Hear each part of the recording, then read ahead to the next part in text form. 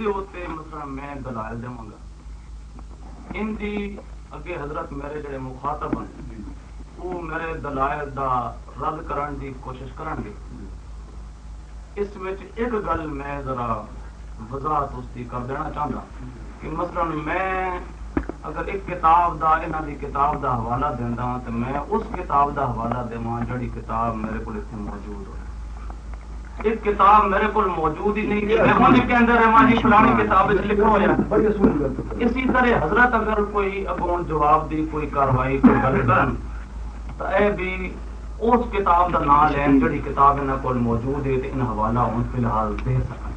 اگر انہاں کول کتاب موجود نہ ہوئے تو پھر وہ حوالہ بیکار ہو سی حوالہ نہیں دے. اس سلسلے اگر تسی ہن سمجھ ہو کہ تحریر وغیرہ تو بغیر ہی سلسلہ شروع ہو جائے ٹھیک ہے. میں تا اس سے بھی حاضر ہیں جی حضرت فرماؤ تحریر دی ضرورت کوئی نہیں جی تسی بسم اللہ کرو. تحریر دی گل کوئی نہیں جی دوجے بھئی میرے خیال ہے تسا ثابت کرے سو بھئی یہ تعریف تے تسا تعریف دے مطلب گل نہیں ہونا یہ ثابت کرنا ہے کہ شیعہ دا ایمان اس قرآن تے کوئی نہیں. اور گل سمجھیے کیوں اس واسطے شیعہ دا ایمان قرآن تے کوئی نہیں جو اے شیعہ دیاں کتاباں چو ثابت ہے جو اے تحریف قرآن دے مجید دے قائل ہے. یہ دلیل ہے وہ جو تو انہاں ثبوت پیش یہ گل ہے نا جی جی کیوں مول صاحب ایک منٹ نا جی یہ گل نا ہاں جیڑا اب نہ گل کر اب ضرور تھی کو بھائی یہ علماء کرام نے نہ نہ اور گل تے پئی تھی کیوں مول صاحب یہ گل ہے جی. اور یہ گل بھائی ذرا نوٹ کرے مولوی صاحب نے ثابت کرنا ہے بے شیعہ دا ایمان قرآن مجید تے کوئی نہیں. کیوں اس واسطے جو ایک قرآن مجید کی تحریف دے قائل اور انہوں نے کتابیں کے ثبوت موجود ہیں. یہ گل ہے بسم اللہ بالکل جناب. ہوں نتیجہ گفتگو کا کہ نکلیا جی اس موضوع کا نتیجہ کہ نکلیا کہ ایمان شیعہ ہوئے تو بھاں کوئی بھی ہوئے قرآن مجید تے بیٹھی گیا کہ اے تحریف قرآن مجید دا قائل ہے اس دیا کتاباں چوں جی ہے جی صحیح ہے.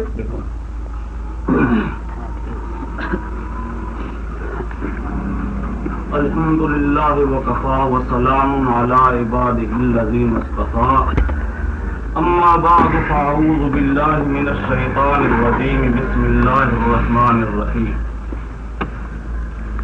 انا نحن نزلنا الذکر وانا له لحافظون. دوستو آج میں اور میرے دوسرے ساتھی اس سلسلہ میں اکٹھے ہوئے ہیں کہ آیا یہ قرآن کریم بالکل اسی طرح جس طرح ہمارے پیغمبر محمد الرسول اللہ صلی اللہ علیہ وسلم پر نازل ہوا تھا بالکل اسی طرح موجود ہے یا اس کے اندر کوئی تبدیلی ہو چکی ہے. اس سلسلہ میں نے آپ کے سامنے اپنے شیعہ حضرات کی کتابوں سے یہ بات ثابت کرنی ہے کہ ان حضرات کے نزدیک یہ موجودہ قرآن وہ صحیح قرآن نہیں جو نبی کریم صلی اللہ علیہ وسلم پر نازل ہوا تھا. اس سلسلہ میں کوئی ہماری ضد بازی نہیں. میں کوشش کروں گا کوئی ایسا جملہ نہ کہوں جس کی وجہ سے ان کے بزرگوں کی کوئی توہین کا پہلو نکلتا ہو. میں اپنے فاضل مخاطب سے بھی اسی بات کی امید کروں گا کہ وہ بھی کوئی اس قسم کی بات نہیں کریں گے کہ جس کی وجہ سے ہمارے کسی بزرگ کی توہین نکلتی ہو. قرآن کریم کی آیت ہے انا نحن نزلنا الذکر وانا له لحافظون. یہ قرآن ہم نے نبی کریم صلی اللہ علیہ وسلم پر نازل بھی خود کیا اور ہم ہی اس کے محافظ بھی ہیں، نگرانی کرنے والے. اس آیہ کریمہ کی روشنی میں اہل سنت والجماعت کا نظریہ یہ ہے کہ قرآن کریم کے اندر کوئی تبدیلی نہ ہوئی ہے اور نہ قیامت تک کوئی تبدیلی ہو سکتی ہے۔ پہلی آسمانی کتابیں چونکہ ان کی حفاظت کا وعدہ خداوند قدوس نے نہیں فرمایا تھا، اس لیے ان کے اندر تبدیلیاں ہو گئی، لیکن اس کلام مقدس کے متعلق خداوند قدوس نے حفاظت کا اعلان کیا ہے، اور جب اللہ کسی چیز کا محافظ بن جائے تو اس کے اندر کوئی تبدیلی کر سکتا نہیں۔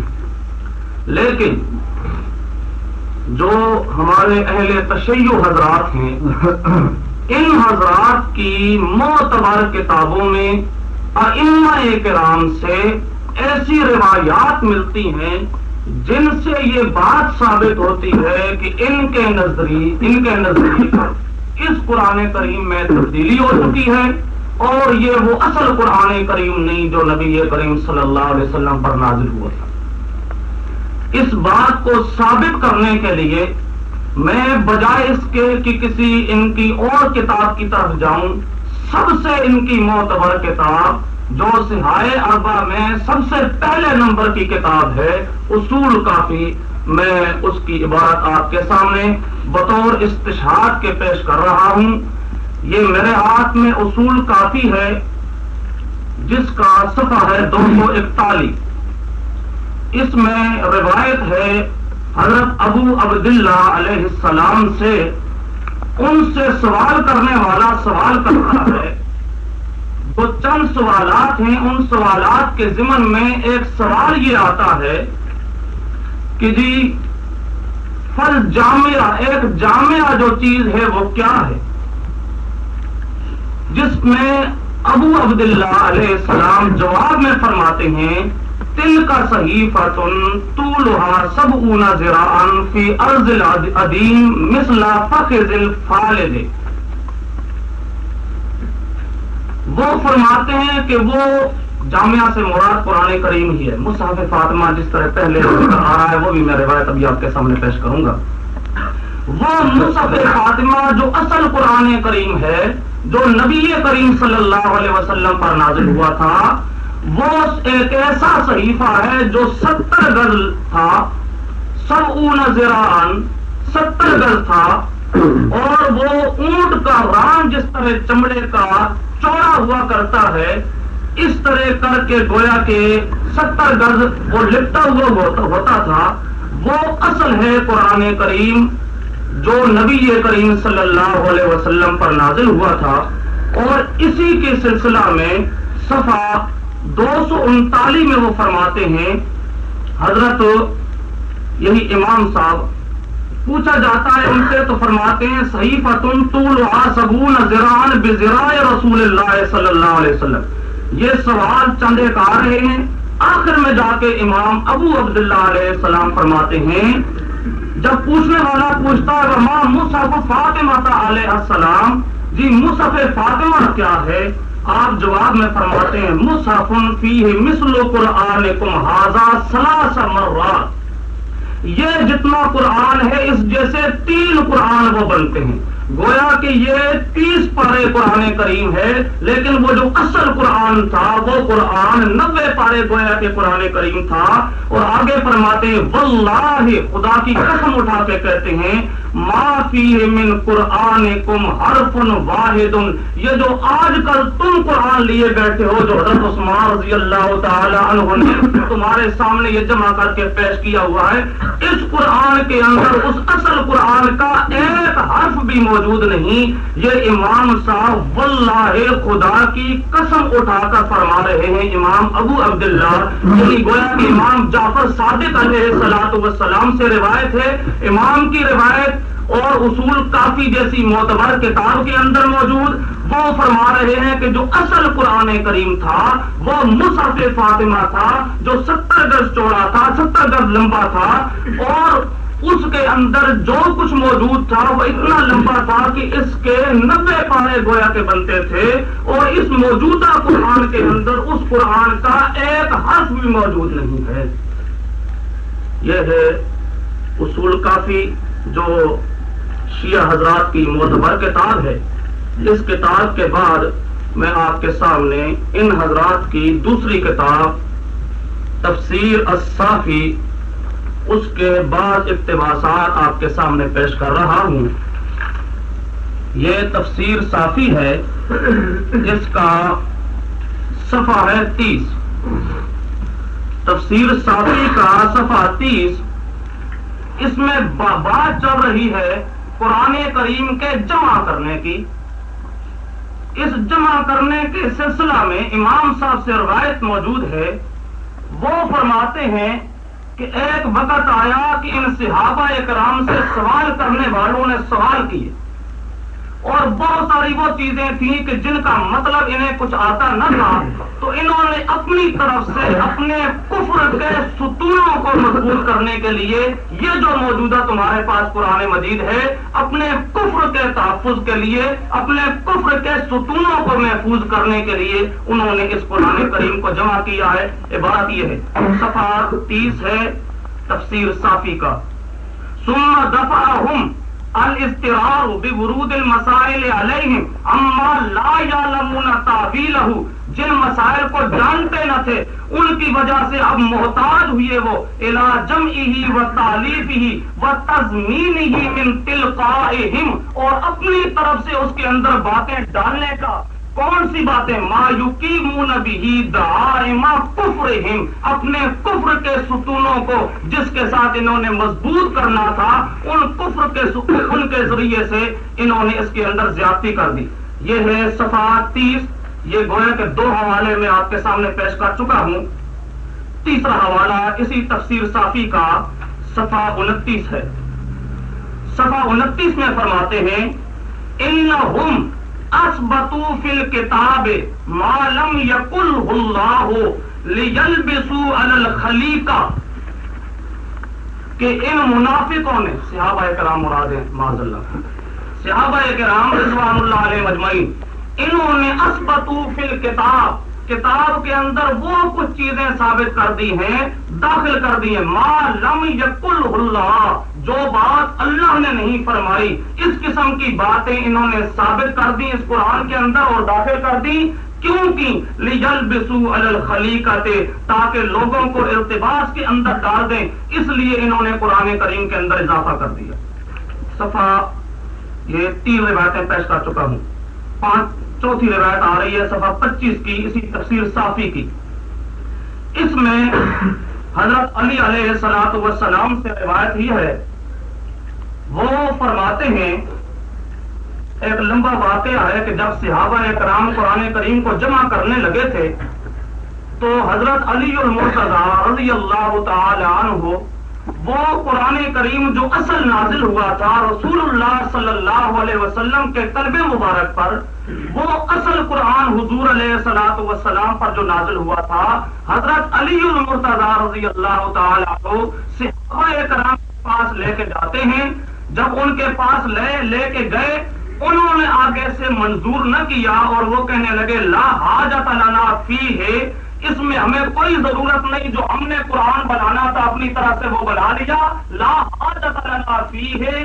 تو حضرت علی المرتضیٰ نے فرمایا فقال اما واللہ ما ترونہ بعد یومکم ھذا ابدا، حضرت علی المرتضیٰ رضی اللہ تعالی عنہ قسم اٹھا کے اللہ کی قسم اٹھا کے فرماتے ہیں کہ خدا کی قسم، جو اصل قرآن ہمارے پیغمبر محمد الرسول اللہ صلی اللہ علیہ وسلم پہ نازل ہوا تھا، واللہ ما ترونہ بعد یومکم ھذا ابدا، آج کے دن کے بعد کبھی بھی تمہیں وہ اصلی قرآن نظر نہیں آئے گا۔ اصول کافی کا 1 اور تفسیر صافی کے 3 حوالے، 4 روایتیں میں آپ کے سامنے پیش کر چکا ہوں۔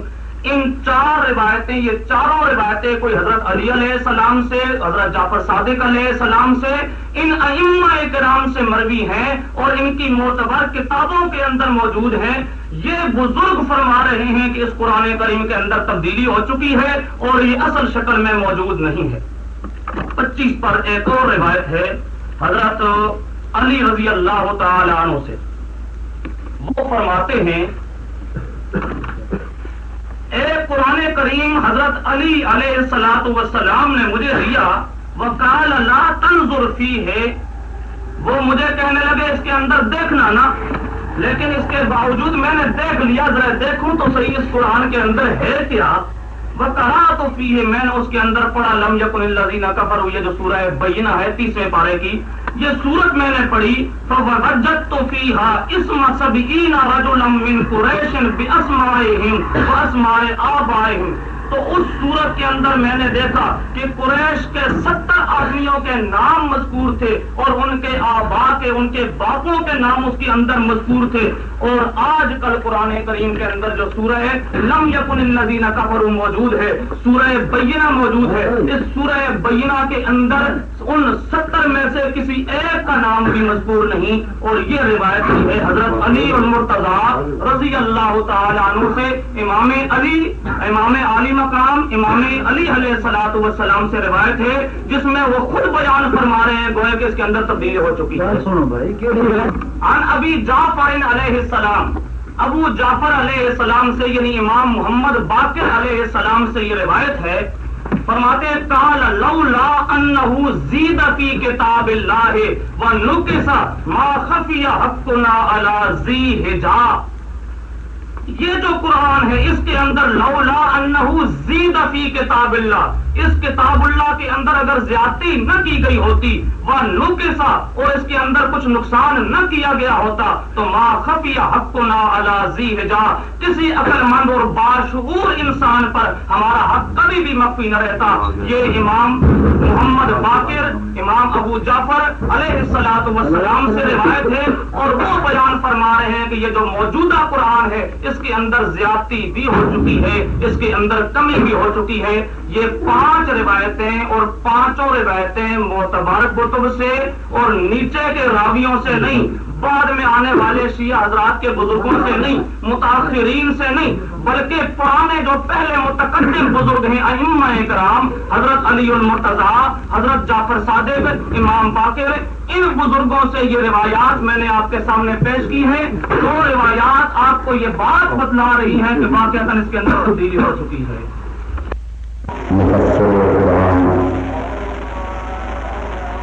بسم اللہ الرحمن الرحیم، الحمد للہ والصلاة علی اہلہ، اما بعد فقد قال اللہ الکریم فی محکم کتابہ الحکیم، بسم اللہ الرحمن الرحیم، انا نحن نزلنا الذکر وانا لہ لحافظون۔ حاضرین حضرات، جیسا کہ پہلے واضح ہو چکا ہے کہ ہماری یہ گفتگو قرآن مجید پر ہے، اور میرے فاضل مخاطب نے یہ اعتراف کیا ہے اس بات کا کہ قرآن مجید کے لیے شیعہ کا اعتقاد یہ ہے کہ یہ قرآن مجید مکمل نہیں ہے، تحریف ہو چکا ہے، اور اس بات کو بھی مانا ہے اور تسلیم کیا ہے کہ شیعہ کا اعتقاد قرآن مجید پر نہیں ہے، اس لیے کہ شیعہ تحریف قرآن مجید کے قائل ہیں، اور ان میں ثبوت و شواہد مولانا صاحب نے پیش کی ہے۔ پہلی گزارش تو یہ ہے کہ قرآن مجید کی آیہ مجیدہ جو مولانا صاحب نے بھی ابتدا میں تلاوت فرمائی اور میں نے بھی آپ حضرات کی خدمت میں پیش کی، اس کا پہلے میں ترجمہ کرتا ہوں۔ خالق کائنات ارشاد فرما رہا ہے انا نحن نزلنا الذکر وانا لہ لحافظون، کہ تحقیق ہم ہی نے ذکر، جس سے مراد قرآن مجید ہے، یعنی ہم ہی نے قرآن مجید نازل کیا اور ہم ہی اس قرآن مجید کے حفاظت کے ذمہ دار ہیں۔ یہ ہے کلام پاک، اللہ کا کلام، جس کے لیے یہ فرمایا خود قرآن مجید نے کہ لا ریب فیہ، جس میں کوئی شک و شبہ نہیں کیا جاتا۔ تو جب اللہ نے حفاظت قرآن مجید کا ذمہ لیا ہے تو یہ بات ہو گئی مسلم کہ اس کو کوئی بگاڑ نہیں سکتا۔ اب اس کے بعد دوسری گزارش یہ ہے کہ مولانا صاحب نے اصول کافی کے لیے ایک لفظ استعمال کیا ہے کہ یہ شیعہ حضرات کی صحاح اربع میں سے ایک معتبر کتاب ہے. میں یہ گزارش کر دوں کہ شیعہ کی کتابیں جو 4 ہیں ان کو شیعہ صحاح اربع نہیں کہتے بلکہ کتب اربع کہتے ہیں. صحیح مان لینے کے بعد پھر اس سے انکار غلط ہے. میری بات آپ سمجھ رہے ہیں نا؟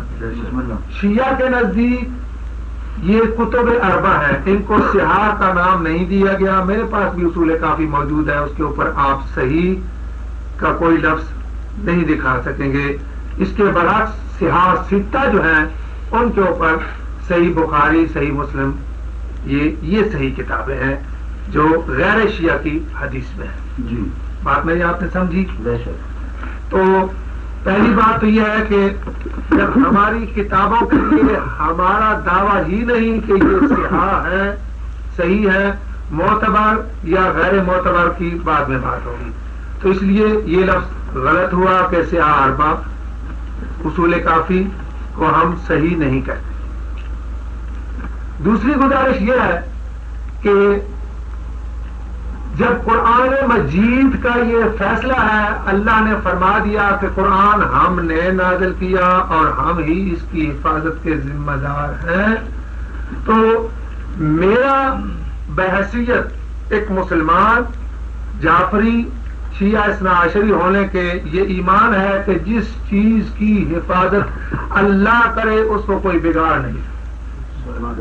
یہ میرا ایمان. اور اعتقاد، یہ چونکہ معاملہ ہے اعتقاد کا، تو اب میں اس سلسلے میں موجودہ قرآن مجید یہ جو ہے ہمارے ہاتھوں میں یا آپ کے ہاتھوں میں یہ قرآن مجید جو ہے، اس کے لیے میں اپنا اعتقاد پیش کرتا ہوں کہ ہمارا اس سلسلے میں اس قرآن مجید کے بارے میں اعتقاد کیا ہے. یہ میرے ہاتھ میں ہماری شیعہ کی کتاب اعتقادیہ شیخ صدوق علیہ رحمہ ہے. شیخ صدوق اس کے مؤلف ہیں. اس میں قرآن مجید کے لیے ہمارا شیعہ کا اعتقاد بیان فرمایا گیا. باب اعتقادنا فی مبلغ القرآن قال الشیخ رحمہ اللہ علیہ، صفحہ نمبر 93.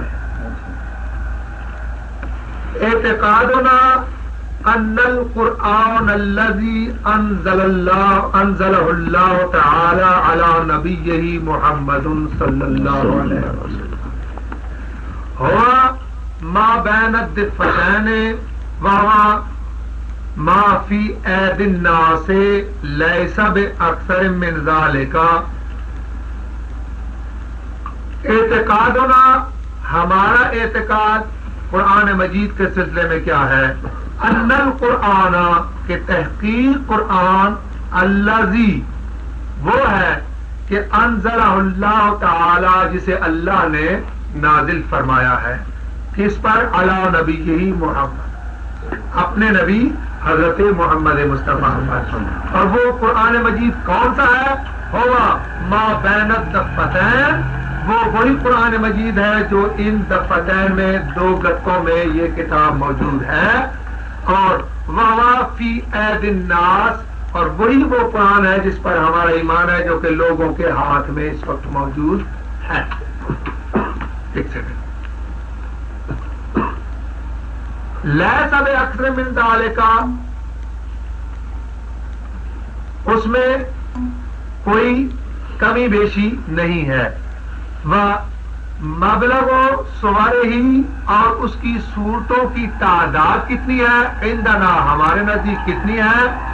114 سورتن، 114 صورتیں ہیں جو ہماری اس قرآن مجید کی تعداد ہمارے نزدیک ہے. عندنا. اچھا. ان الضحیٰ وعلم نشرہ سورۃ واحدۃ وإیلاف وعلم ترى کیف سورۃ واحدۃ، ہمارے نزدیک یہ 4 صورتیں جو ہیں، ضحیٰ اور علم نشر اور لإیلاف اور سورہ الم تر کیف، یہ دونوں ایک ایک صورتیں ہیں. ومن نسب الینا انا نقول انہ اکثر من ذلک فہو کاذب، اور جو ہماری طرف یہ منسوب کرے کہ اس سے قرآن زیادہ ہے یا کم ہے وہ جھوٹا ہے. یہ ہمارے اعتقاد میں یہ بات بیان کی گئی ہے. اعتقادیہ شیخ صدوق ہے، صفحہ 93 ہے. لہذا اس قرآن مجید کے لیے ہمارا یہ اعتقاد ہے جو بین اید الناس جو لوگوں کے ہاتھوں میں ہے اور بین الدفتین جو ایک دو گتوں میں ہے.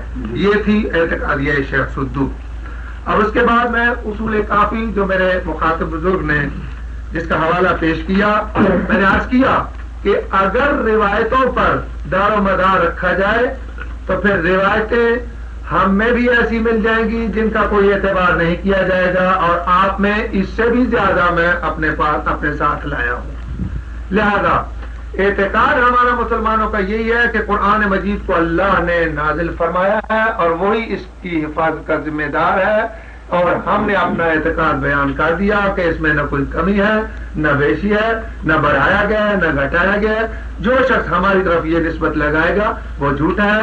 وہی قرآن مجید ہے جو لوگوں کے ہاتھوں میں اور دو گتوں میں ہے. اب اصول کافی،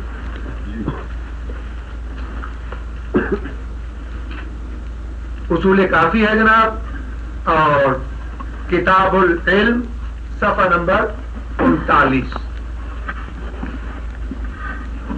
عن ابی عبداللہ علیہ السلام، حضرت امام جعفر صادق علیہ السلام سے روایت ہے، قال رسول اللہ صلی اللہ علیہ وآلہ وسلم ان علی کل حق حقیقتا وعلى كل ثواب نورا فما وافق کتاب اللہ فخذوه وما خالف کتاب اللہ فدعوه. بس فرمایا کہ تحقیق ہر حق کے اوپر ایک حقیقت ہے اور ہر سچائی کے اوپر درستی کے اوپر ایک نور ہے. بس جو حدیث قرآن مجید سے موافقت کرے اس کو لے لو، جو قرآن مجید کے خلاف ہو اس کو رد کر دو. جب قرآن مجید کا یہ دعویٰ ہے کہ قرآن کو ہم نے نازل کیا، اللہ فرماتا ہے اور ہم اس کی حفاظت کے ذمہ دار ہیں، تو لہذا اب حدیث وہی صحیح ہوگی جو قرآن مجید کے ساتھ اتفاق کرے گی. مزید ارشاد. وَنُصَلِّي عَلَى رَسُولِهِ الْكَرِيمِ. میرے فاضل مخاطب نے اپنی کتاب اصول کافی اس کے متعلق صحاح کا لفظ استعمال کرنے سے انکار کیا، اور پھر بعد میں وجہ بھی خود انہوں نے بیان کر دی کہ صحاح کے اندر جو چیز آ جائے وہ صحیح ہوتی ہے، اور جب ہم ان کو صحاح مانتے نہیں ہیں تو اس لیے ہر چیز کو صحیح ماننا ضروری نہیں ہے جو اس کے اندر ہے. اب سوال یہ ہے کہ جب میرے فاضل مخاطب اپنی اصول کافی جیسی معتبر کتاب کی روایت کو بھی صحیح درجہ میں نہ رکھیں تو یہ خود ہی سوچیں کہ پھر صحیح روایتیں کہاں سے لے کے آئیں گے. اصل میرے فاضل مخاطب کا کام یہ تھا کہ جو روایت ان کی اصول کافی سے میں نے پیش کی تھی یہ اس روایت کے متعلق کچھ ضعیف ہونے کی، کمزور ہونے کی کوئی بات ثابت کرتے، لیکن یہ تو وہ نہ کر سکے، اور پھر خود ہی ایک عبارت اصول کافی سے پڑھی کہ جو کتاب اللہ کے موافق حدیث ہو اس کو مان لو، جو کتاب اللہ کے موافق نہ ہو اس کو نہ مانو. یہ بات بھی تو اصول کافی میں لکھی ہوئی ہے. اگر اصول کافی معتبر نہیں، اصول کافی کے اندر جو کچھ لکھا ہوا ہے وہ ساری چیزیں معتبر نہیں ہیں، تو یہ چیز کب قابل اعتبار ہو سکتی ہے؟ پھر تو وہاں سے یہ دلیل پیش کر سکتے ہی نہیں. اس کے ساتھ اگلی بات سے نشی رکھو کہ میرے فاضل مخاطب نے روایت یہ پیش کی کہ ما وافق کتاب اللہ، جو کتاب اللہ کے موافق ہو اس کو قبول کرو. اتنی بات وہاں درج ہے، لیکن کتاب اللہ سے مراد کون سی کتاب اللہ ہے؟ جب اصول کافی نے خود وضاحت کر دی کہ ان کے نزدیک کتاب اللہ وہ ہے جو مصحف فاطمہ تھا، جو حضرت فاطمہ علیہ صلوات اللہ کے پاس اصل قرآن تھا جو نبی کریم صلی اللہ علیہ وسلم پر نازل ہوا تھا، اب کیا دلیل ہے آپ کے پاس کہ یہ موجودہ قرآن مراد ہے یا وہ اصلی قرآن جو آپ کی اسی اصول